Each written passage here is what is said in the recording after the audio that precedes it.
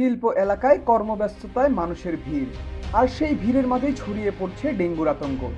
মশার কামড়ে প্রতিদিনই অসুস্থ হচ্ছে অনেকে।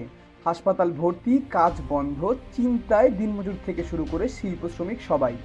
এই পরিস্থিতিতে সোনারগাঁও উপজেলার বিএনপির সভাপতি ও কেন্দ্রীয় নির্বাহী কমিটির সদস্য জনাব আজহারুল ইসলাম মান্নানের নির্দেশনায় মেঘনা শিল্প নগরীর নয়াচর এলাকায় পরিচালিত হয়েছে ডেঙ্গু নিধন স্প্রে কার্যক্রম। স্বেচ্ছাসেবক দলের সদস্যরা এলাকা জুড়ে পরিষ্কার পরিচ্ছন্নতা ও স্প্রে কার্যক্রমে অংশ নেন। মান্নান সাহেবের নির্দেশনা অনুযায়ী এই উদ্যোগের মূল লক্ষ্য জনগণের সুরক্ষা ও সুস্থ পরিবার গড়ে তোলা। এলাকার মানুষ বলছে এই উদ্যোগ আমাদের এলাকাকে বাঁচাচ্ছে। এমন কাজ অব্যাহত থাকুক সবসময়। মানুষের জীবনের নিরাপত্তায় মান্নান সাহেবের নেতৃত্বে এই মানবিক অভিযান চলবেই।